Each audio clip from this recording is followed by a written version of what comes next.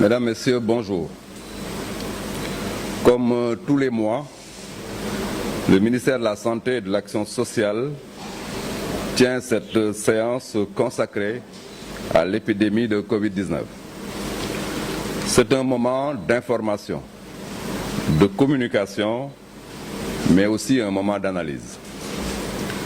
Je voudrais, à l'entame de mon propos, m'incliner devant et saluer la mémoire des personnes décédées de cette maladie.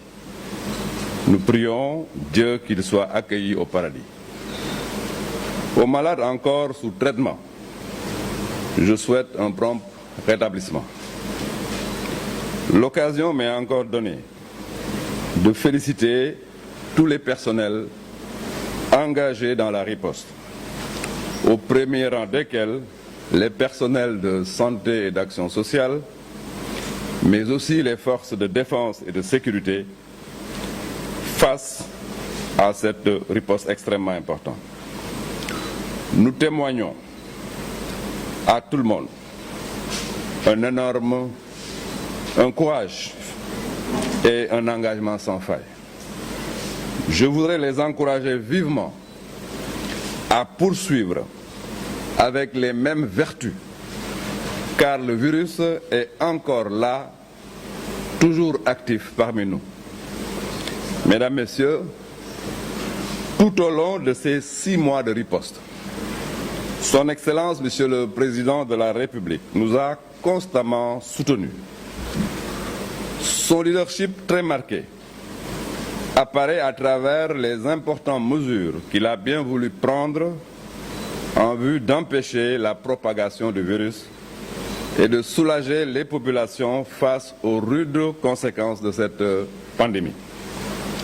J'ajoute que les moyens ont été bien là.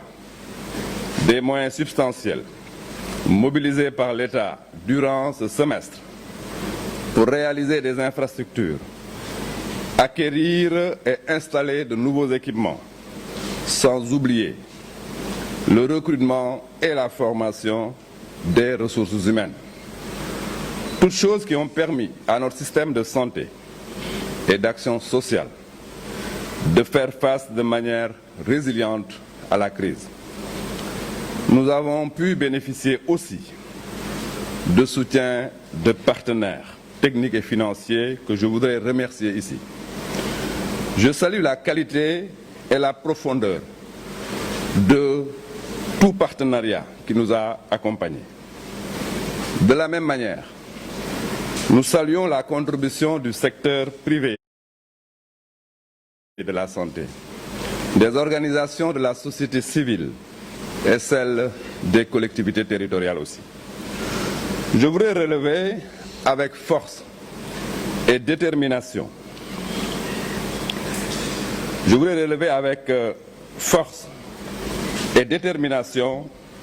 l'engagement des comités régionaux de gestion des épidémies dans le cadre de cette riposte.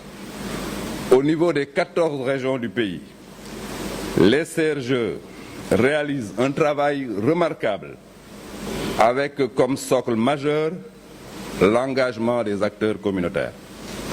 C'est le lieu de féliciter les autorités administratives, les équipes des régions médicales et des districts sanitaires et l'ensemble des autres acteurs impliqués dans la riposte.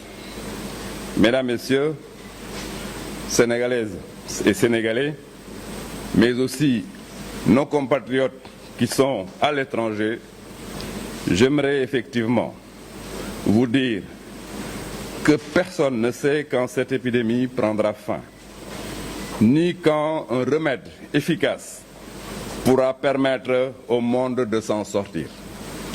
Dès lors, la lutte contre la Covid-19 se poursuit et doit être intensifiée. À ce jour, l'application des mesures barrières est la meilleure arme dont nous disposons pour freiner le virus.